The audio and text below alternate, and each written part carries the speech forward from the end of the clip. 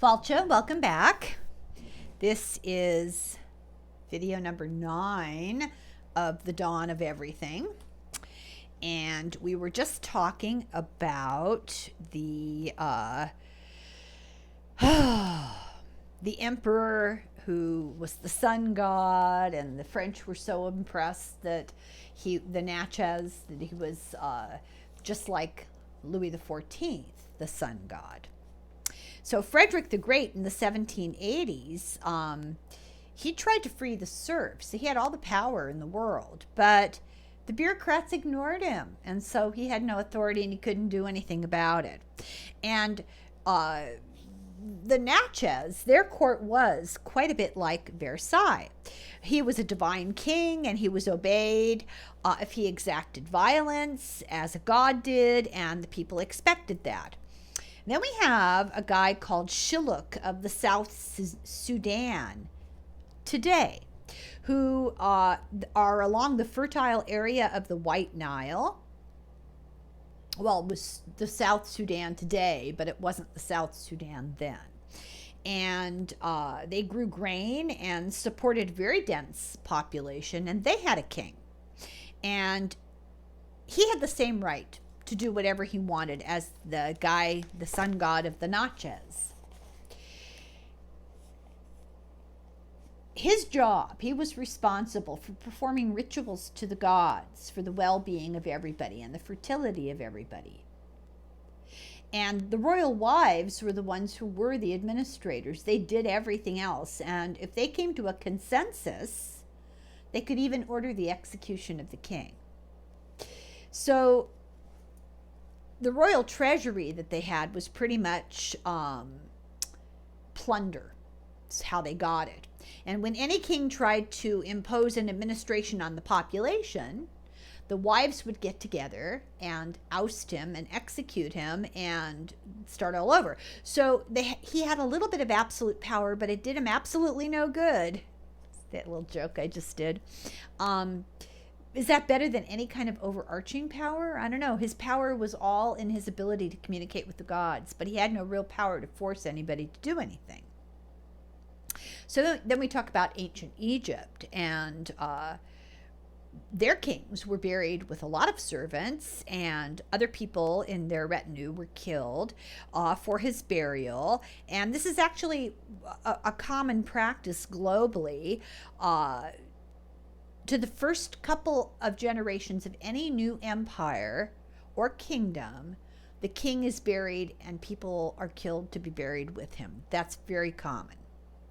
But eventually this ritual sort of killing fades away, loses favor, and sometimes they will put captives in the graves, or members of rival royal houses who are captives, but still.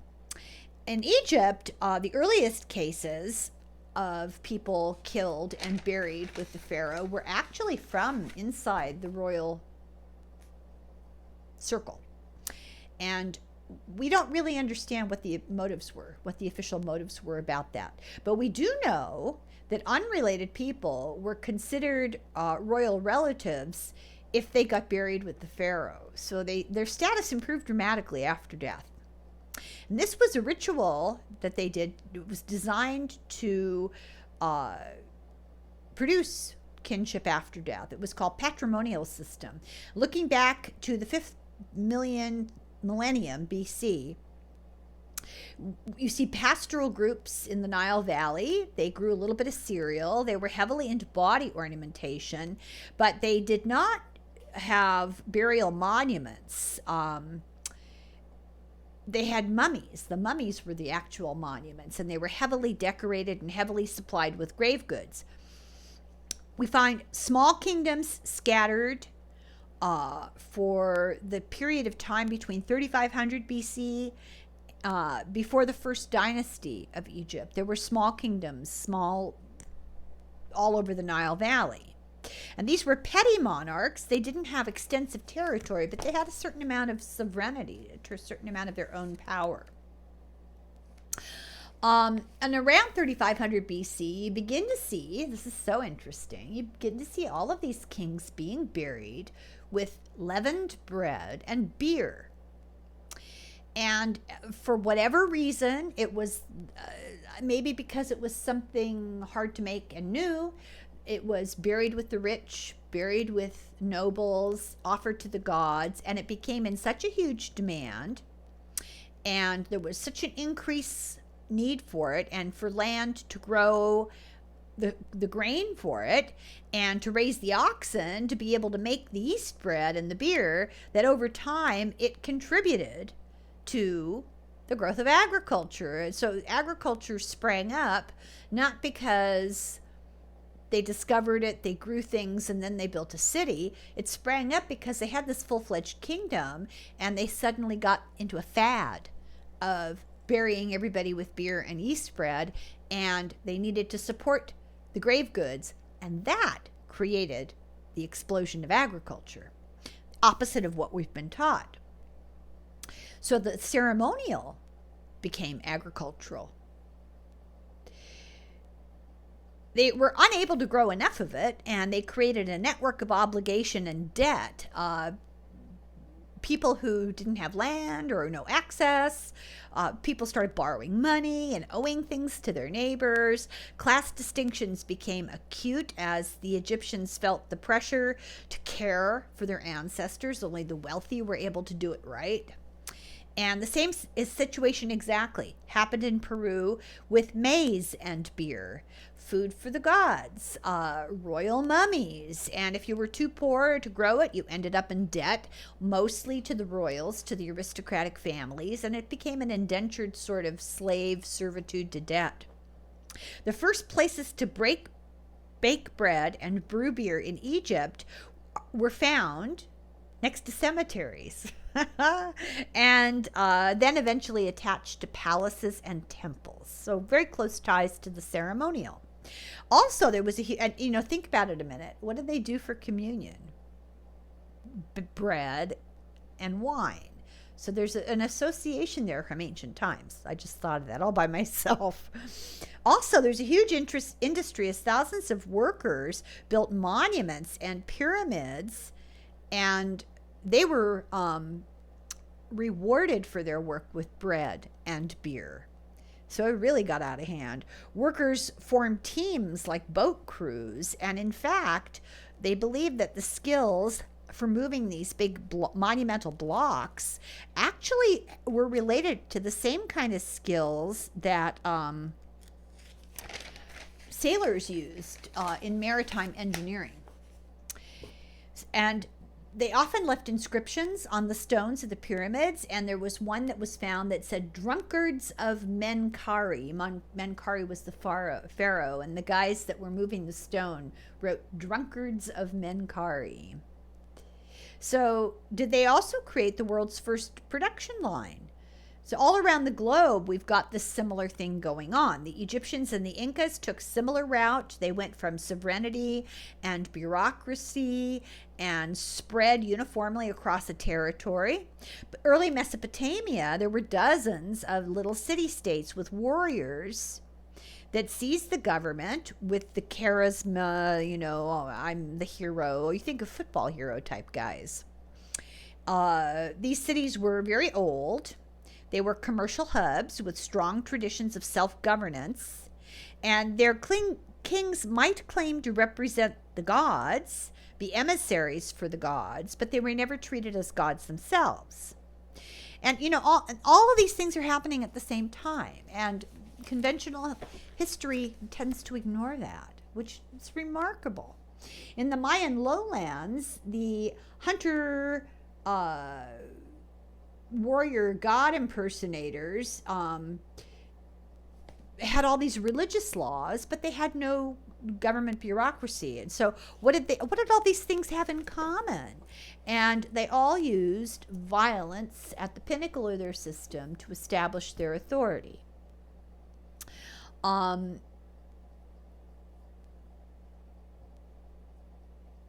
They had patriarchal organization in their households. I was just thinking, it's really interesting.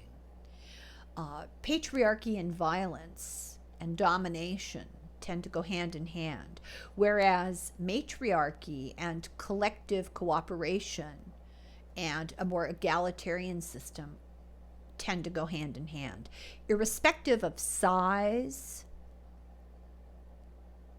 and time period, and irrespective of agricultural stuff. Some of them are agricultural, some of them are hunters. I mean, it's an interesting contradiction to what prevailing belief is. And all of this stuff may have been before or after they had centralized government. It just depended. It totally depended. For example, in China, they shared some features from 1200 to 1000 BC, but as a whole, this governance that they had was unique. The Shang capital of Anyang was the center of ritual, and it was suspended between the living and the dead, was the belief. And it included royal cemeteries and the administration of the government, sort of an actual between the living and the dead. The rulers did not claim that they had sovereignty. They could not even travel beyond a certain point safely for their own safety. They depended on divination, the gods, for all their decisions. They burnt offerings, and they were made, and cracks in the bones and the shell were interpreted and then inscribed on the bone and the shell, and then kept for reference for later by the leader. So they had these oracle things that they burnt, and whatever the animal or the oracle thing was, like an egg or a body of an animal, they read the cracks in the shell. Then they wrote down their interpretation on the shell or the bone and kept it. They waged war simply to get captives for sacrifice, and they were eventually defeated by Zhou, Z-H-O-U. The Egyptians and the Incans were very unusual, that their government spread and that they could rule from afar from a capital city and have a unified form of rule. Usually somebody ruling from a capital city far away was doing their own thing in their villages and basically just paying taxes for tithes. So the Egyptians and the Incas had this unified rule from afar, but the Mayans and the Chinese and the Mesopotamians did not. Their second-order regimes are brought together by two forms of domination. So in Egypt, you had sovereignty and administration. You had this power backed by violence, sovereignty, and the bureaucrats, huge bureaucratic administration in Egypt. In Mesopotamia, you had the administration, and you had heroic politics. And the Mayans had the sovereignty and the heroic politics. You usually started to see all three types of dominance, but eventually 2 out of the 3 would prevail and determine the flavor of the society. In Egypt, the monarch had absolute power. Combat was not political, it was an assertion of ownership to show his power over everyone and his kinship with the gods. He could not lose because he was Pharaoh, the great house. That's what Pharaoh means, the great house. The supreme patriarch containing all of the extended family. This power was not transferable. It could not be delegated. Therefore, all the officials had to be appendages of the king and could not make independent decisions and had to confer with the king before they did anything, which kept everything sort of in connection with each other. Everything was defined in reference to the relationship with the pharaoh. There was no star system, no hero, no famous big guy, and no institutionalized rivalries, like teams, basically, political parties. No big public competitions in Egypt, no political competitiveness. Every year, the king ran a solo circuit around a path to celebrate the unification of Upper and Lower Egypt, but the outcome was never in doubt because he was the only one who ran. And only the dead kings compete. The monarchy is the only form of government where your children matter, where you have to have heirs. I hadn't thought about that, but Egypt is often seen as the first state because they had sovereignty and a bureaucracy. It's the only time it lost its central control was during its Dark Ages, the first intermediate period in 2181 to 2055 BC, when the central government was split between Heracleopolis and Thebes. Local leaders took over the government. They often were called warlords in history. They presented themselves as saints and heroes in monuments, and some of them were actually revered like saints for centuries. And as sovereignty broke down, the heroic politics returned. These warlord guys, they claimed authority based on personal achievements and attributes. So like a general would make himself in charge because he had been a war hero. The hereditary aristocracy began as these local guys gave power to their kids. So it was the same thing over and over and over again. Heroic aristocracy, giving power to their children, claiming all authority, falling apart, breaking down into new heroes. So history calls this period of time in Egypt chaos, but it wasn't. It was just that the power changed from one sovereign to charismatic local politicians. There was no chaos. It's interesting how they just dismiss things if they don't fit into their preferred narrative. The people went from a concern for the care of a godlike king to the concern for the care of the people.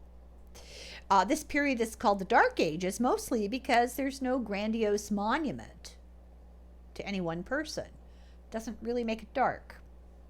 Egypt is often called the first state because it fits the model that small groups are egalitarian and large groups are authoritarian. As the cities grew in scale, they needed chiefs and a police force. You can't get any kind of functioning without leaders to make decisions, executives to carry out decisions, and bureaucrats to administer the laws. You need a monopoly of coercive force. That's required for a state. And a large population demands it. Complexity demands control is the prevailing belief. It also is assumed that writing systems developed to help bureaucracies, but that's not really true. We saw previously that all of this is not true. We saw previously that farmers were able to coordinate complex irrigation systems without bureaucracies in, I believe it was Mesopotamia. I don't know, we've covered so many videos with so many cultures. It's all becoming one big gigantic group of people in the past. Urban populations were able to self-govern. Most emperors didn't get involved in who cleaned the streets and who maintained the drains. They didn't bother themselves with that. It was ordinary, everyday bureaucrats who did that. We saw that bureaucratic record keeping didn't come from the government. It actually came from religious and ritual oracles, temple archivists keeping records of donations to the gods and predictions from the seers. The first site with specialized administrative control was in 6200 BC at Tel Sabi Abyad in Syria, which was a tiny village. It was destroyed by fire, and interestingly, the fire preserved the mud walls and clay contents of the village. And this gave us insight into a Neolithic community of about 150 people. They had a center, storage facility. They had administrative devices of complexity, including economic archives, even earlier than temple archives. They weren't written. They were geometric tokens, and miniature seals that represented amounts. They were engraved with designs that were used to mark the stoppers in household storage vessels. The stoppers were kept and stored in an archive, and this was the village bureaucracy. They would go and they'd be able to count how many bottles of vinegar your family got or whatever. It was a very uniform community. There was no sign of elites, no status. The houses were all equal in size. They were small family units with complex divisions of labor, with tasks that were shared by multiple households. They had obviously collective scheduling and mutual aid. There was evidence they interacted with outsiders in marriage and trade and travel. They had a precise system of measuring and archiving and a complicated mathematical calculations, and this was 2,000 years before cities like Uruk. During those millennia, these villages connected in culture to form what's called a larger global village. You see a gradual disappearance of differences, and administrative tools start to become more prominent. There's a standardization of building and pottery, and crafts become more mechanical. Women have more control, and eventually that at the beginning, and eventually you see as all these other things change, women become more segregated and controlled by the men. There are many innovations in technology, metallurgy, textiles, diet, but obvious efforts to be egalitarian, to have less status difference. It's similar to the ALU of the Andes Village Associations, which I will read this part to you.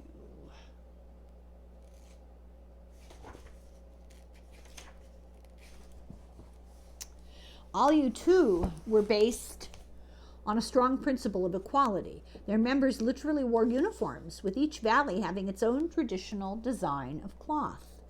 One of the ALU's main functions was to redistribute agricultural land as families grew larger or smaller, to ensure none grew richer than any other. Indeed, to be a rich household meant in practice to have a large number of unmarried children, hence much land, since there was no other basis for comparing wealth. ALU also helped families avoid seasonal labor crunches and kept track of the number of able-bodied young men and women in each household so as to ensure not only that none were short-handed at critical moments, but also that the aged or infirm, widows, orphans, or disabled were taken care of. Between households, responsibilities came down to a principle of reciprocity. Records were kept, and at the end of each year, all outstanding credits and debts were to be canceled out. This is where the village bureaucracy comes in. To do that means units of work had to be measured in a way that allowed clear resolution to the inevitable arguments that crop up in such situations about who did what for whom and who owed what to whom.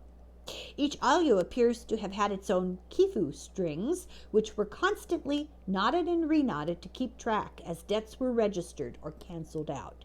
It's possible that kipu were invented for such purposes. In other words, although the actual administrative tools used were different, the reason for their existence was quite similar to what we envisage for the village accounting systems in prehistoric Mesopotamia, and rooted in a similarly explicit ideal of equality.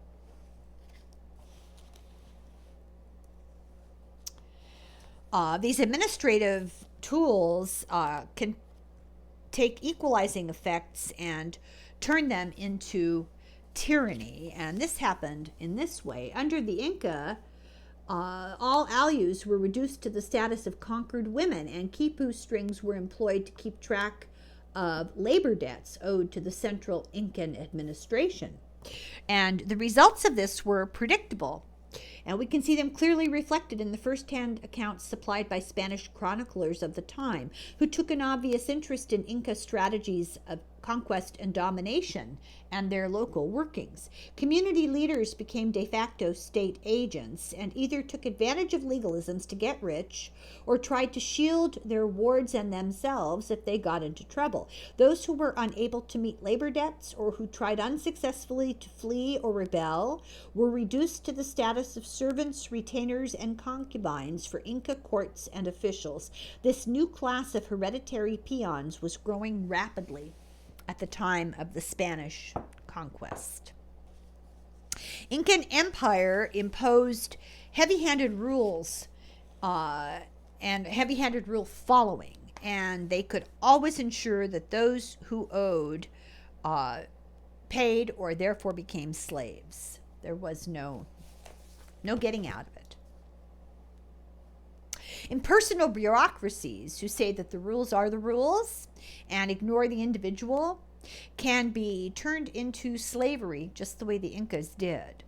Often bureaucrats or bureaucracies serve the elite while purporting to exist to help the poor. History makes a lot of assumptions that states come from governments being passed to full-time specialists who were freed up by agricultural surplus to become full-time specialists. It's true if applied to today, but it's faulty to extrapolate that back into the past because it's not true. Most of religions that we've looked at were not staffed by full-time specialists. There are no standing armies. War was for the off-season. Priests and judges were part-time, and most institutions in Egypt, Mesopotamia, China, and other cultures were staffed by rotating staff of people with full-time real jobs elsewhere. Some of these regimes play-acted seasonally as kingdoms, and it was more of a performance than anything else. The police were often seasonal, and many governments were seasonal to special occasions and not happening during the agricultural calendar. So in the same way that Native Americans moved during certain times of the year and left their places, their centers of control. In 1852, the Wesleyan minister and missionary Richard B. Lyth described how in the Fijian kingdom there was a daily rule of absolute silence at sunrise. Then the king's herald would proclaim that he was about to chew his kava root, whereon all his subjects shouted, "Chew it." This was followed by a thunderous roar when the ritual was completed. The ruler was the sun who gave both life and order to his people. He recreated the universe each day. In fact, most scholars nowadays insist this king, was not even a king, but merely the head of a confederacy of chiefdoms who ruled over perhaps a few thousand people. Such cosmic claims are regularly made in royal ritual almost everywhere in the world, and their grandeur seems to bear almost no relation to a ruler's actual power, as in their ability to make anyone do anything they don't want to do. If the state means anything, it refers to precisely the totalitarian impulse that lies behind all such claims, the desire effectively to make the ritual last forever. Monuments and pyramids are designed to make power eternal. They're built in honor of a person, and they're supposed to be there forever. We can't know how seriously to take all this. We now see that what we thought was state building and a constant of history wasn't constant at all, and not part of a long evolutionary process, but the confluence of three political forms of power: sovereignty, administration, and charismatic competition that had different origins and were in different combinations. Modern states simply are one way, and these three principles of domination happen to come together in a specific form. We once assumed the state and civilization that were joined, but now we see that they're amalgams of elements which can drift apart. We thought that kingly power is now really held by the people, and that bureaucratic power exists to benefit the people. But old aristocratic contests have been relabeled as democratic forms, and what this book is saying is that the old competitions, the games, the charisma, all that nonsense, that's our national elections. It's theater. It's a contest, and it's a method of control. So let's see here what this says. The word civilization derives from the Latin civis, the city, which actually refers to those qualities of political wisdom and mutual aid that permit societies to organize themselves through voluntary coalition. In other words, it originally meant the type of qualities exhibited by Andean Ayllu associations or Basque villages, rather than Inca courtiers or Shang dynasts. If mutual aid, social cooperation, civic activism, hospitality, or simply caring for others are the kind of thing that really go to make civilizations, then this true history of civilization is only just starting to be written. From a new look at cultural areas far earlier than kingdoms and empires, we find far-flung networks of kinship, commerce, common domestic life, ritual, and hospitality. And those are true civilizations in the true meaning of the word civil. The earliest civilizations were small, extended, moral communities. There was no king, no bureaucracy, no army. It fostered the growth of math, technology, art, agriculture, medicine, navigation, and gender equity. Complex mathematical knowledge that were displayed, for example, in Mesopotamian cuneiform documents or in the layout of Peru's Chavan temples sprang, more likely, they represent the accumulated knowledge from earlier times through concrete projects such as solid geometry and applied calculus of weaving or beadwork. What this is saying is what until now has passed for civilization might in fact be nothing more than a gendered appropriation by men, etching their claims on stone, of some earlier system of knowledge that had women at its center.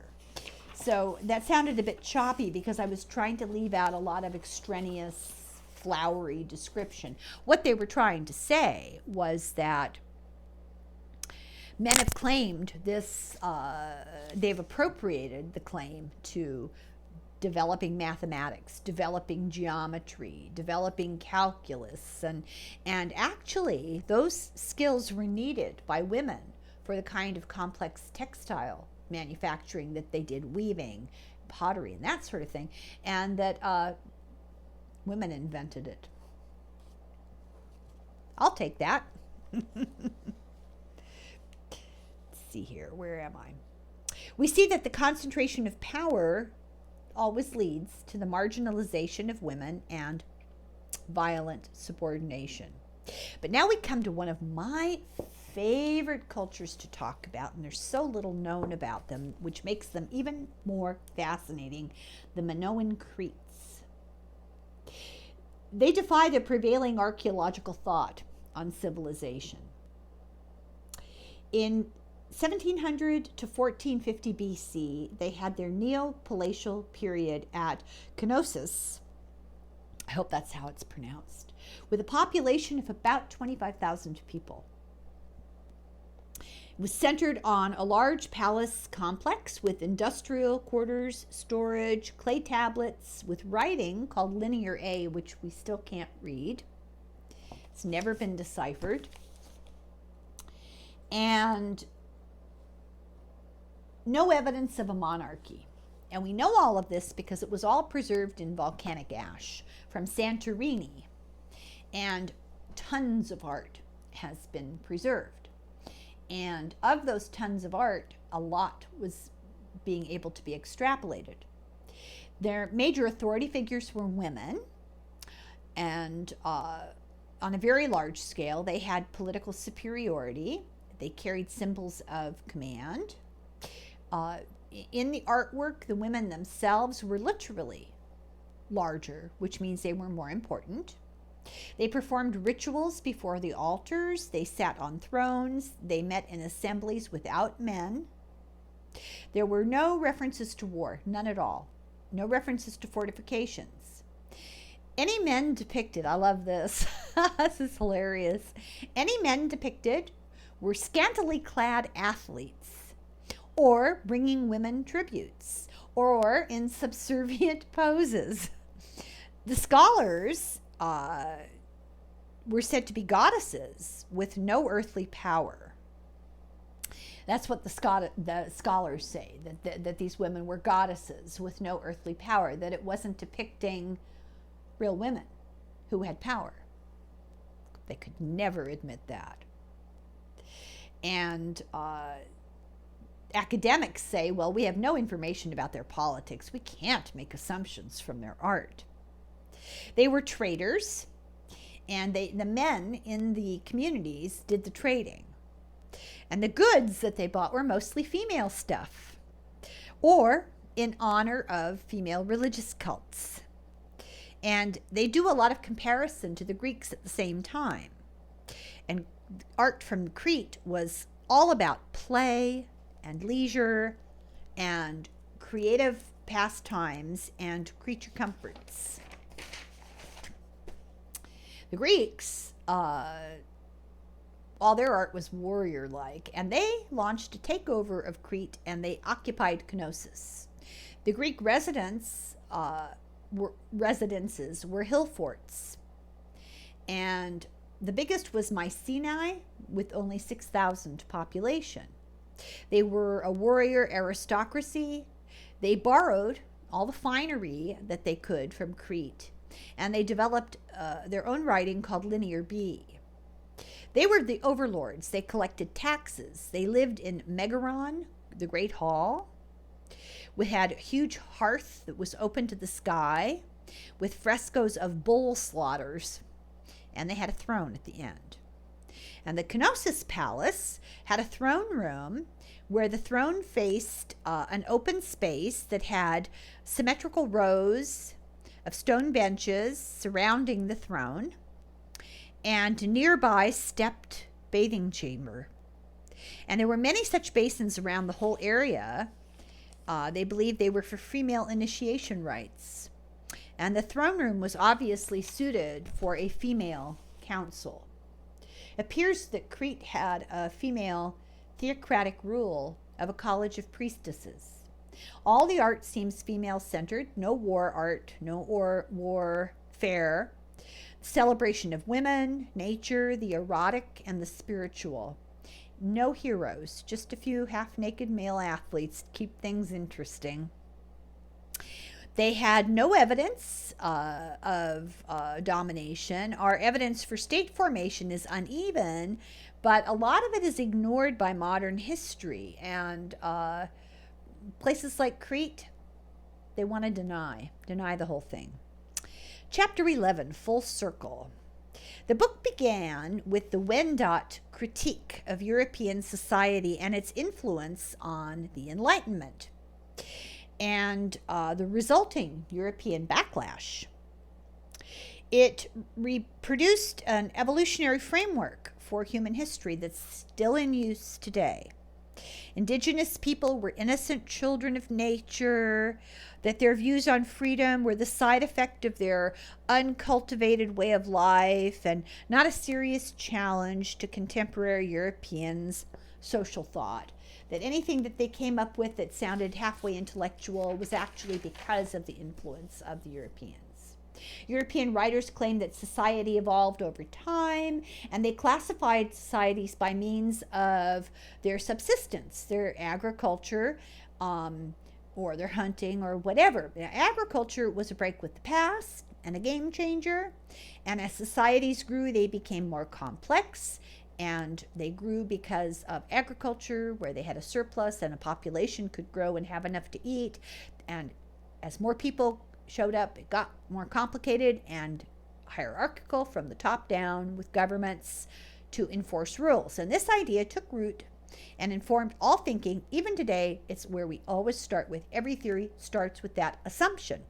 But imagine a tiny hunter-gatherer band, and it ends with the capitalist nation states, and anything in between was merely a stepping stone to push us in the inevitable direction of where we are today. And as a result, huge swaths of history are ignored or lost or invisible to consideration.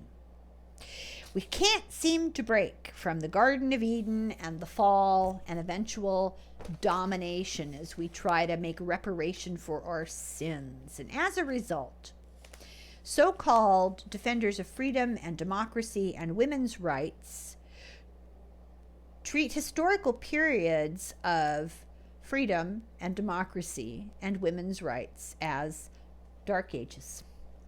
So, civilization is the term that's reserved for societies with aristocrats and imperial conquest and slave labor.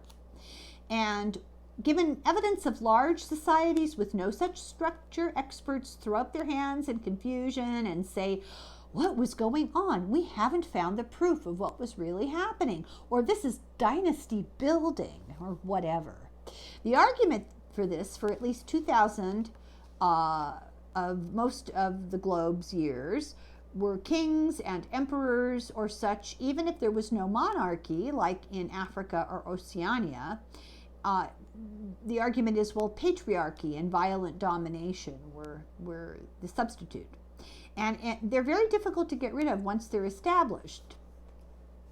Agriculture laid the groundwork for later systems of domination, and wasn't it inevitable that agriculture led to surplus, which led to warrior kings fighting each other over the surplus?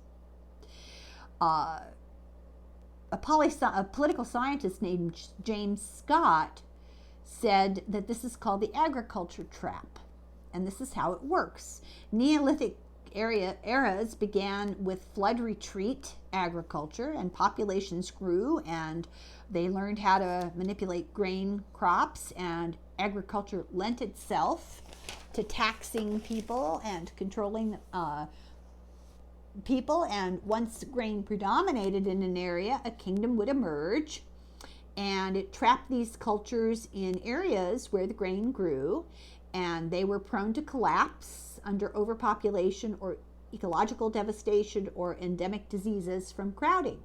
And so little islands of authoritarian bureaucratic rule were surrounded by barbarians who existed symbiotically, that they traded and raided or avoided these centers of civilization growth. These became conscious anarchists, the barbarians, in reaction against the kingdoms and to avoid the stratification of the kingdoms. And we would eventually end up calling them hero warriors like Khan or Alaric or Tamerlane or Attila, and they rarely expanded, only a few of them did. And it became a fight between the grain states and the barbarians, the dark twins in an unresolvable tension. And that between 3000 BC and 1600 AD was a golden age for barbarians and miserable for farmers, and we know that's true. Farmers did all the hard work, barbarians traded and looted and sat back off their loot. However, there was a large-scale movement out of these kingdoms and empires in a revolt of the population who joined the barbarians. We tend to kind of ignore that reality. 500 years ago, most of the world population lived outside the reach of tax collectors or were able to maneuver their way to escape tax collectors, and today the opposite is true. How inevitable are the types of government that we have today? Were they the necessary culmination of history? Big question. Evolutionary theory of history takes that societies that really were symbiotic, and it reorganizes them into stages. Darwin was a huge influence. Darwin strongly influenced and helped entrench this evolutionary view. The mainstream believe that no one has a real alternative story to all of this. And therefore, we have a basic evolutionary sequence, bands. Human living in small mobile groups of about 20 to 40 people as hunter-gatherers, egalitarian, innocent, not great thinkers. And then tribes, horticulturists. They did farming with irrigation systems or plows. They were still egalitarian. They had leaders, but no coercive control or power. They were arranged by lineage, clans, And they had big men who organized the rituals and the feasts. Then we had chiefdoms who were ruled by a rank system of aristocrats, commoners, and slaves. They had surplus and therefore full-time craftspeople. Their settlements were hierarchical, with the chief and the family getting everything, being in charge, and then everybody else. And the chief doled out all the resources. And then, of course, we have inevitably the state, with intensive cereal agriculture, a legal monopoly on force, professional administration, and a complex division of labor. There are lots of examples, as we've seen now through hundreds of pages of this book, that don't follow this. Melanesia, North America, Papua New Guinea, places in Central Europe, tried to explain away all these different cultures, but schemes to try to disavow them never really worked well. Anthropologists reject all of this, all the stuff that's in this book. They don't want to hear about it. Archaeologists accept the terminology of bands and tribes and all that for lack of anything better to use, but everyone else still believes that it's true. I mean, I thought that that was true until I read this book. It never dawned on me to question it. And these guys, you know, you should see there's at least 100 pages of resources and footnotes that, you know, I don't refer to because we'd be here until the dawn of the next civilization. It's very hard to imagine history was organized in ways that did not inevitably result in our system today. These systems are not inevitable, and it's hard to imagine how it all unfolded, but it's hard to judge or speculate because our system is global and we don't have anything to compare it with. The best that we can find are societies with very little easy interaction with Eurasia, like Eurasia and pre-Columbian North America. We can look at them because they had very little contact. Was the rise of monarchy inevitable? Is cereal agriculture really necessary, the only thing?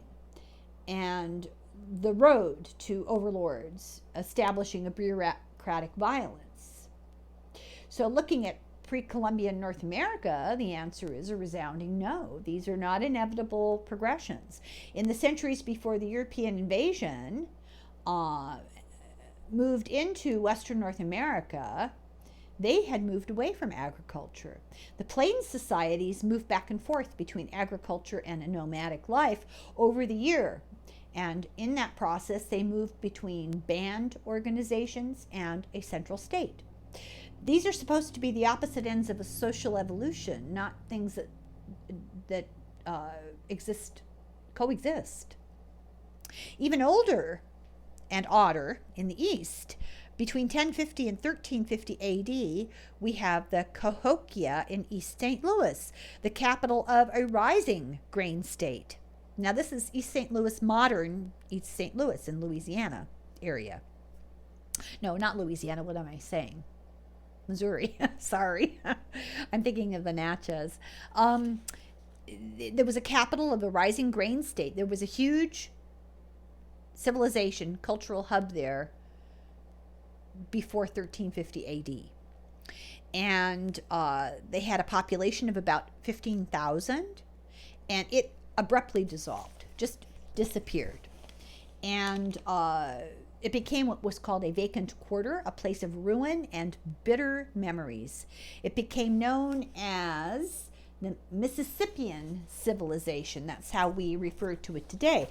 And when the Europeans arrived, it was a distant memory. It had already been it had been 350 years at least.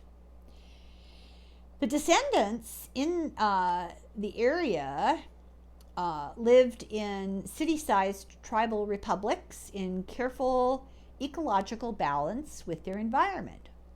Why? What the heck happened? Well, we have no answer.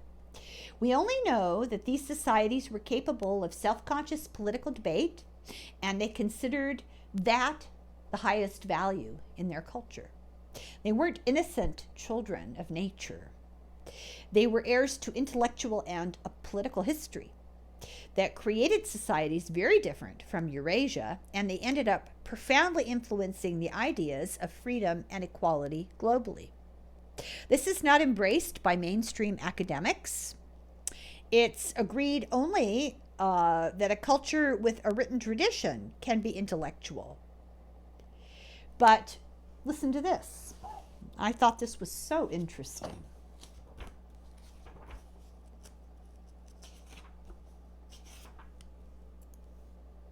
This is from, well, I'll tell you later.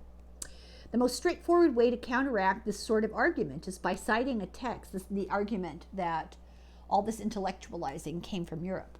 It describes a concept the Wendat had, a secret desire of the soul manifested by a dream. And this is the quote from their work. Hurons believed that our souls have other desires, which are, as it were, inborn and concealed. They believe that our soul makes these natural desires known by means of dreams, which are its language. Accordingly, when these desires are accomplished, it is satisfied.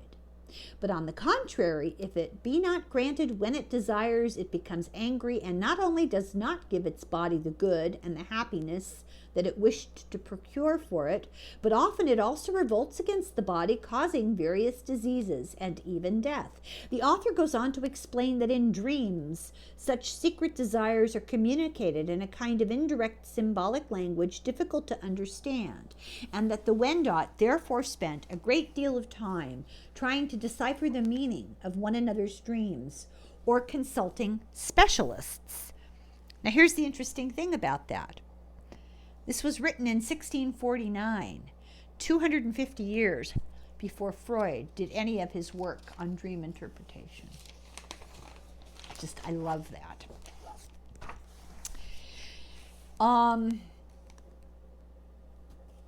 Numerous missionaries attempted to convert Iroquoian people at the same time reported similar theories which they considered absurd and obviously false, though probably they concluded not actually demonic.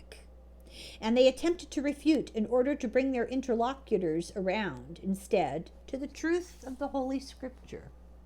Does this mean that the community in which Candiaronk grew up was composed of Freudians? Not exactly.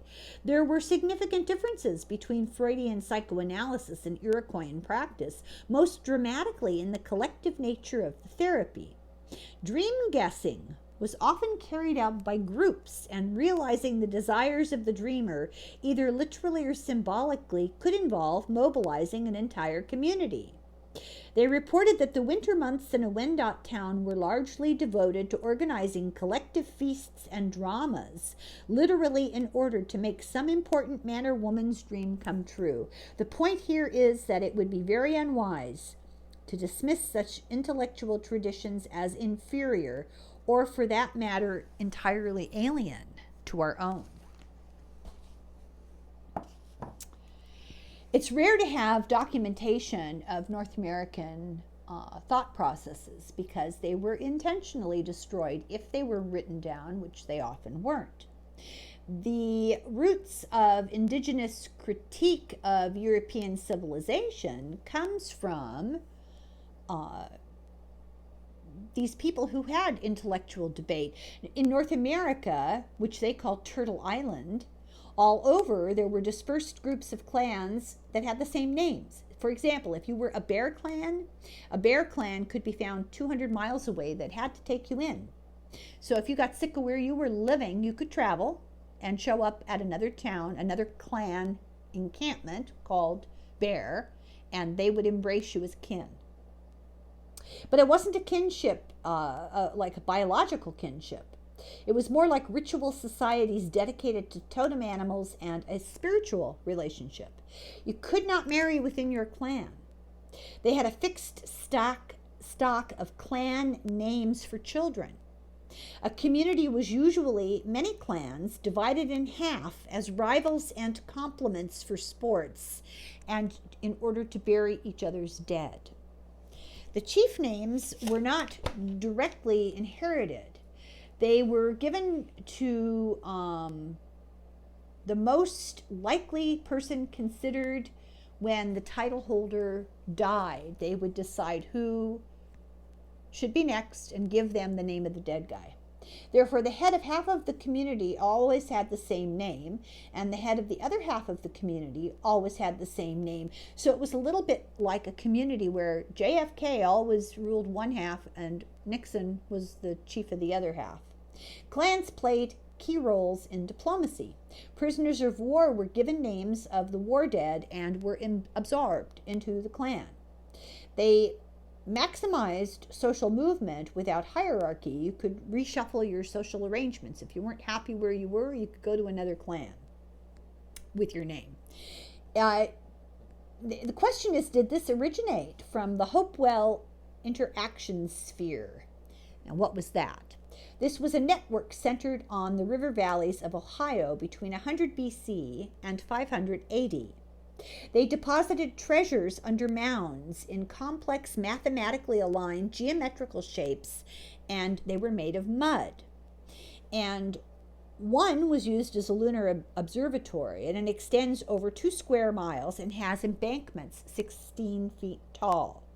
These lasted because they used stable building materials like particular specific kinds of gravel and sand. And it's miraculous that they were preserved in constantly changing wet areas. They had a standardized form of measurement, and they used chords in equilateral triangles to measure. I don't know how they did it. The book doesn't really talk about it, but it was a standardized system. And they weren't just in central Ohio. They were dotted around the Mississippi Valley. These were the mound builders, and many of these mounds were destroyed. Some of these groups were like small towns. The sites contained cemeteries, meeting houses, workshops, but they were empty most of the year.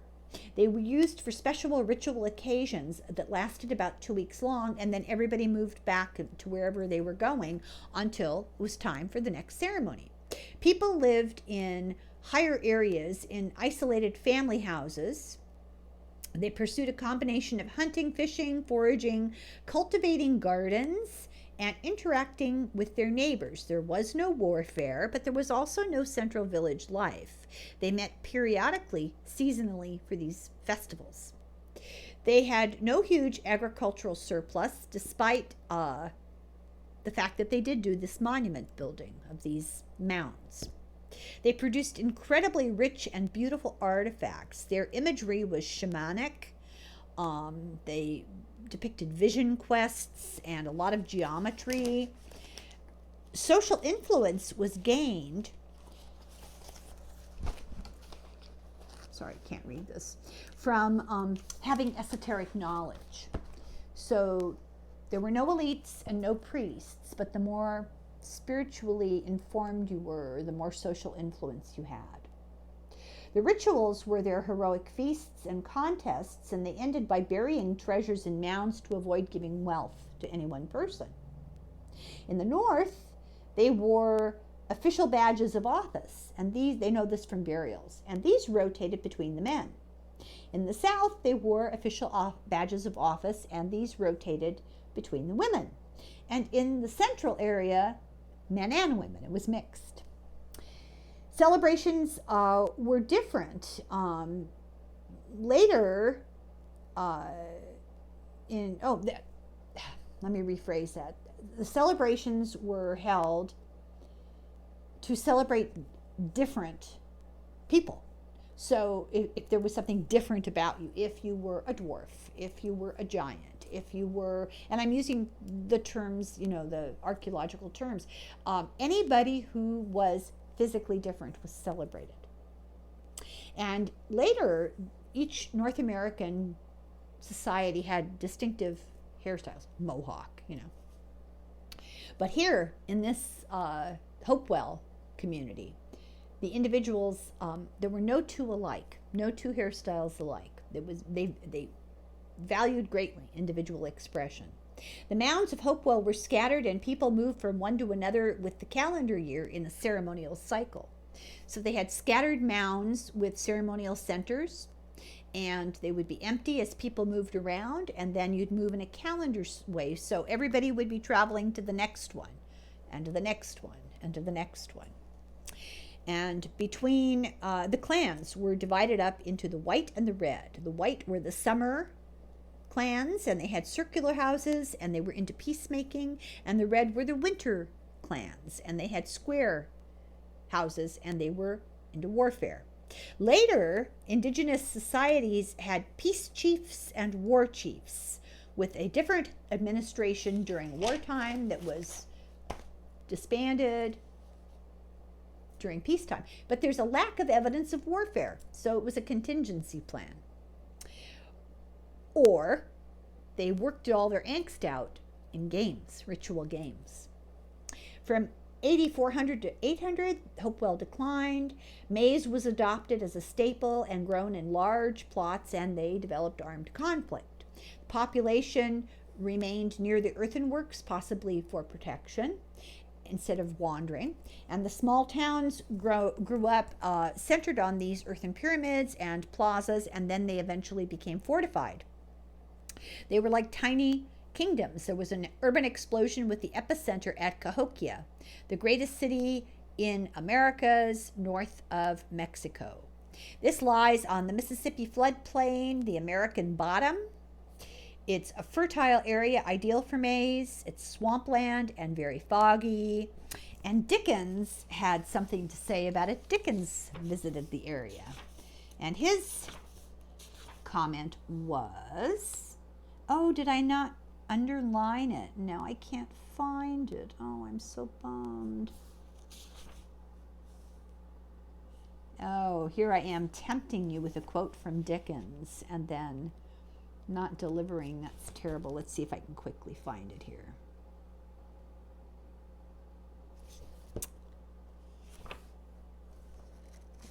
Yes. Here it is. Charles Dickens, who once visited this place, described it as an unbroken slough of black mud and water.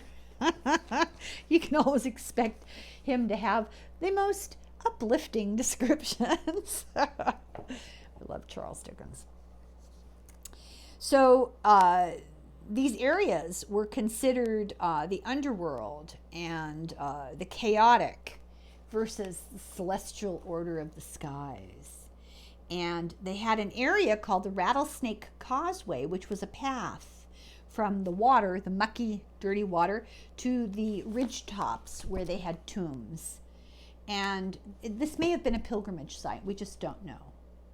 Someone here invented chunky, which is a game. And it became the most popular sport in North America with the Native Americans. It was a substitute for war. It was tied to legend, and it focused on the gambling aspect. It became monopolized by the elite, and it shows that there were extremely high social hierarchies. Game pieces began to disappear from commoners' graves and reappear as very fancy versions in rich graves. Okay, I'm going to stop here before I start again. And I think, very possibly, we only have one more video only. I believe that was 9, so this is 10 we'll be starting. Oops. Okay. Thank you for listening. I'll be back soon. And in the meantime, Slán go fóill and slán.